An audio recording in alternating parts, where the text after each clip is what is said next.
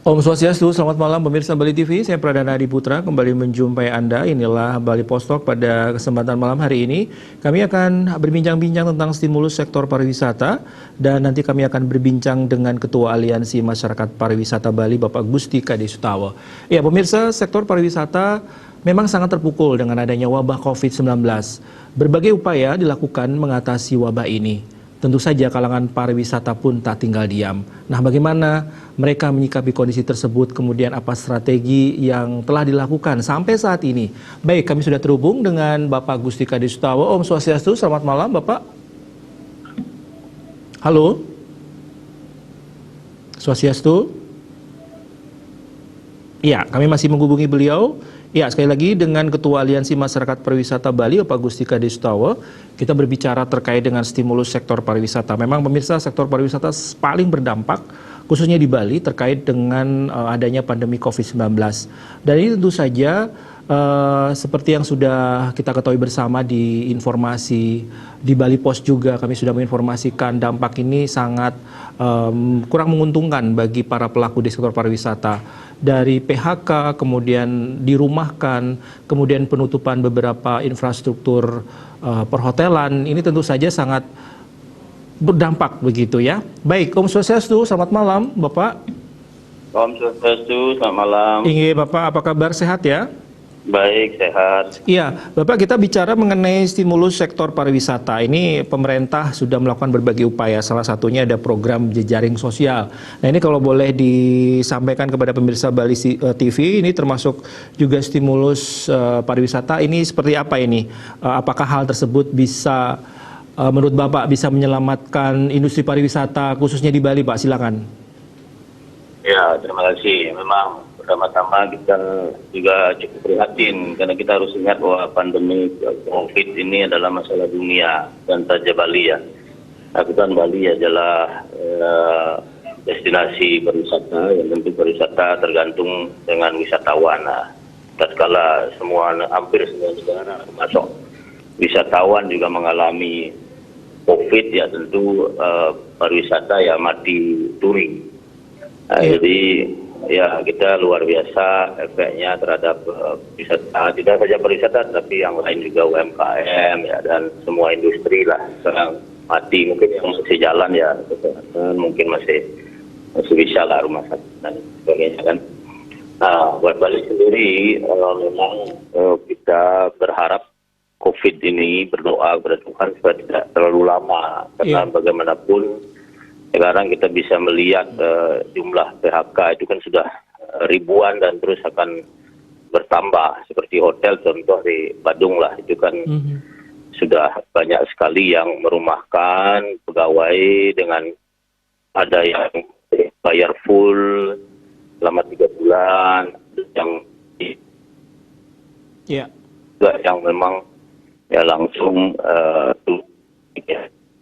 nah itu perlu supaya kita bisa bertahan. Kita harapkan COVID ini ya bulan gitu loh. Iya, halo Bapak. Halo. Iya, rupanya masih ada sambungan komunikasi. Halo Bapak. Iya. Baik, Bapak, kalau begitu memang ini memang suasana yang kondisi yang sangat memprihatinkan begitu ya untuk sektor pariwisata. Ini pastinya pariwisata tidak berdiri sendiri, pasti ada investor, kemudian ada stakeholder.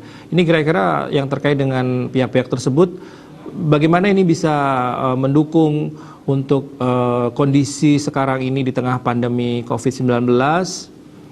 Baik, sepertinya kami terputus dengan beliau. Baik, kami akan mencoba menghubungi kembali dengan Bapak Gusti Kade Sutawa ya.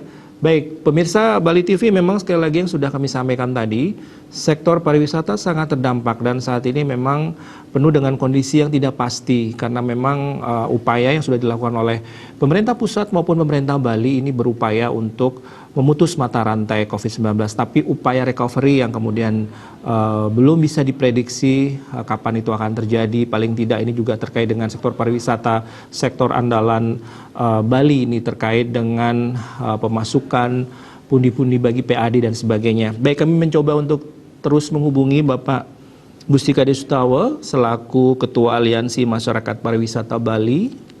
Ya, belum. Ya, baik pemirsa, memang pemerintah sudah melakukan upaya termasuk ada program jejaring sosial ya. Baik, sudah tersambung. Om Swastiastu, Bapak. Om Swastiastu, mohon maaf tadi terputus. Ya, baik Bapak. Ini artinya kalau dalam kondisi sekarang sektor pariwisata memang atau belum ya bisa kita harapkan, kita berharap akan berlalu pandemi ini.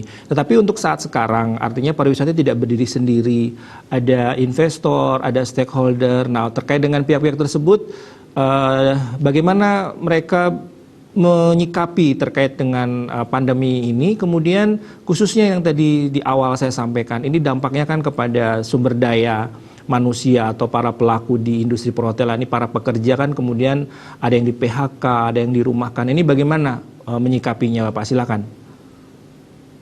Ya, kebetulan saya juga ikut di anggota tim percepatan penanganan dampak dan pemulihan akibat corona ini. Ya. Di ada provinsi kita mengadakan rapat terutama di bidang pariwisata, bagaimana kita bisa membantu rekan-rekan yang terdampak. Stimulus yang diberikan oleh pemerintah, keringanan-keringanan, insentif, ya, termasuk juga yang dari OJK dan lain sebagainya, itu ya cukup membantu lah. Seperti contoh relaksasi ya untuk loan ya Pak ya. Ya. Itu dari pemerintah sudah bagus, tapi mungkin perlu juga yang lain-lain seperti adalah cicilan motor untuk para pegawai, cicilan mobil dan lain sebagainya, itu harus mudah. Pokoknya segala yang berbayar mesti ada kemudahan, baik itu PLN, air, BPJS dan lain sebagainya, pajak, THR itu sudah diberikan keringanan oleh Menkyu, namun secara teknis kita kan belum menerima surat dari Menkyu. Mudah-mudahan juga hal-hal seperti ini nanti pemerintah pusat mempercepatlah.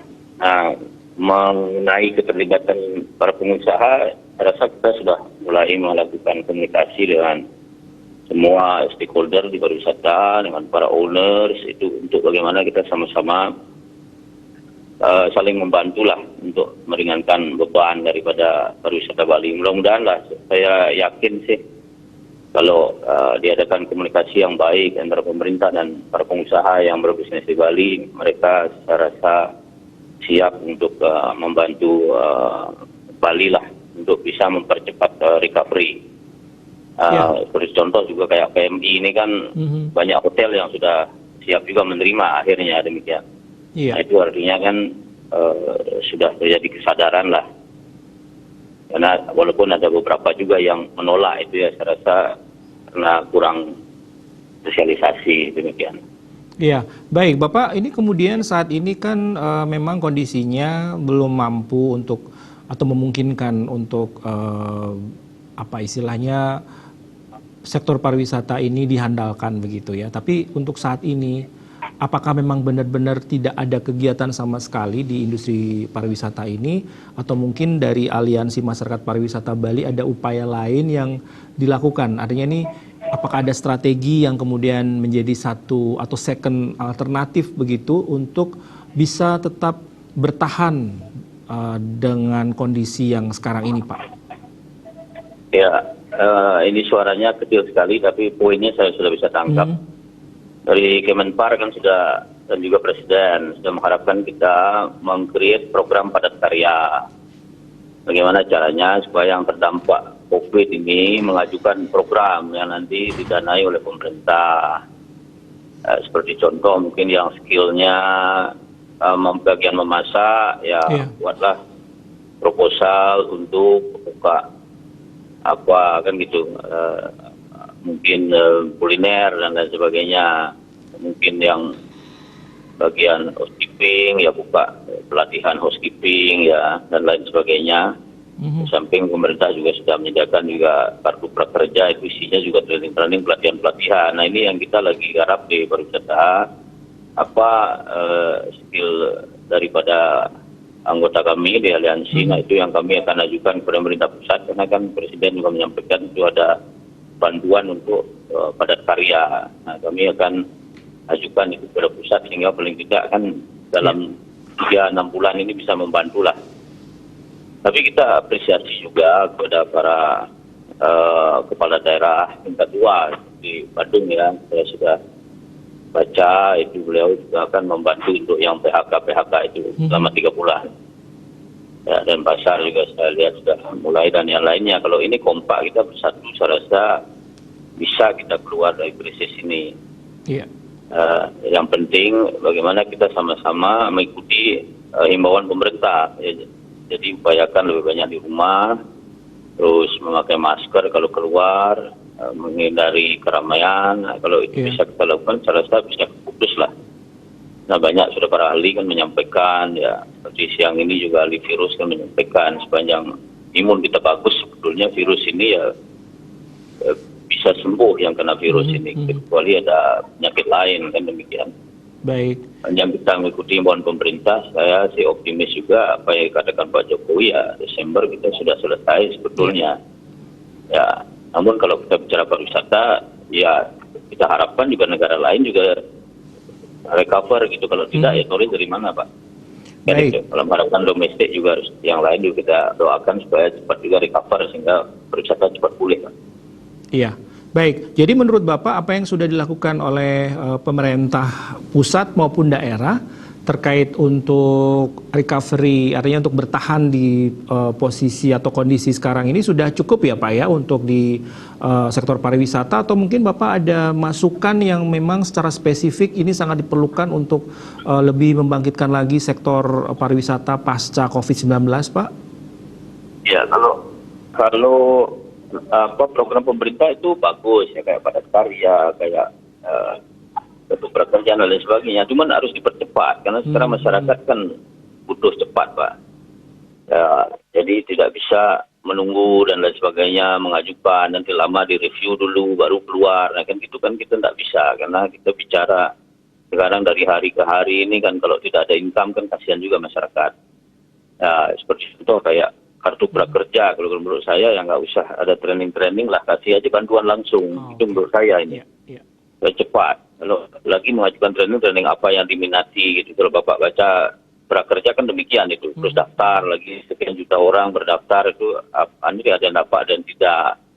Menurut saya cukup pemerintah daerah mengajukan ini yang kena dampak, tolong dibantu ya berapa per bulan kan demikian. Itu dilakukan oleh negara-negara lain seperti Australia dan sebagainya, tiap bulan dia dapat sekian, 2 minggu di mereka tidak bisa beraktivitas ya sekian, ya kan begitu. Saya rasa itu juga akan membantu pemerintah pusat, tidak perlu pusing-pusing bikin training segala macam, dibantu saja masyarakatnya.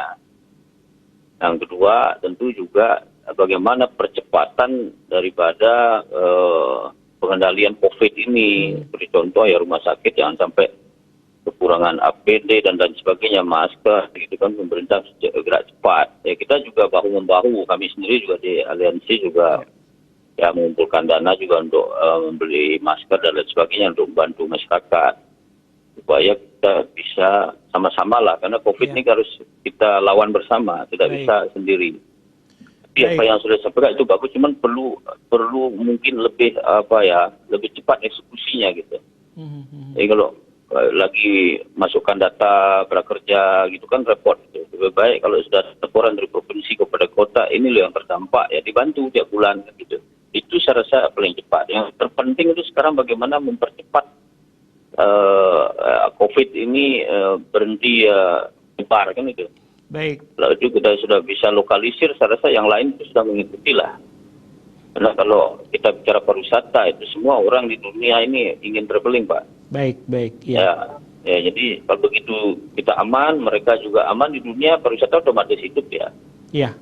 Baik, Bapak, ini juga mungkin yang dipertanyakan oleh masyarakat juga ya. Ini kan juga tadi Bapak sampaikan bahwa hotel sekarang beberapa hotel dijadikan sebagai tempat karantina, Pak ya. Ini mungkin Bapak bisa menjelaskan kepada masyarakat ini bagaimana prosedurnya, pemilihan hotelnya, dan pasca nanti COVID ini selesai, bagaimana safety dari hotel pasca dipakai untuk tempat karantina itu, Pak. Silakan, Pak. Singkat saja, Pak. Ya, kalau karantina ya kita dukung. Karena memang mereka ini kan pahlawan devisa, Pak. Ya. Tapi tatkala begini semua mendemo dan lain sebagainya kan kasihan. Ini kan saudara kita juga. Ya kita harus bantulah mereka. Ya, tidak ada masalah kalau itu kan ada protokolnya, ada SOP-nya. Begitu dia masuk, kopernya disemprot disinfektan, dicek begitu masuk suhu tubuhnya. Terus pegawai juga memakai masker, memakai selop tangan dan lain sebagainya. Terus ada juga kontrol dari dinas kesehatan, BPPD kabupaten yang bersangkutan.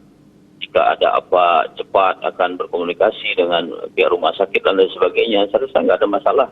Karena COVID ini kan sama dengan yang lain sebetulnya SARS dan lain sebagainya, flu burung, nggak ada bedanya. Jadi kita harus membantu bahu-membahu karena ya ini tugas kita bersama, Pak. Baik.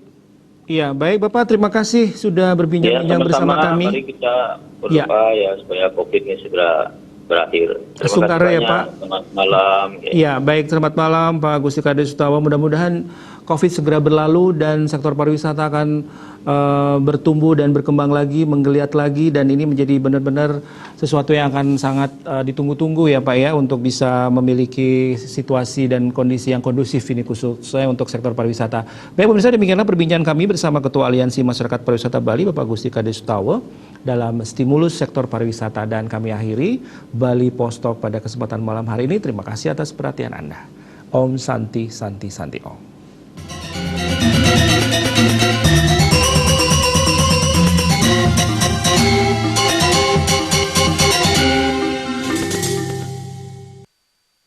Institut Seni Indonesia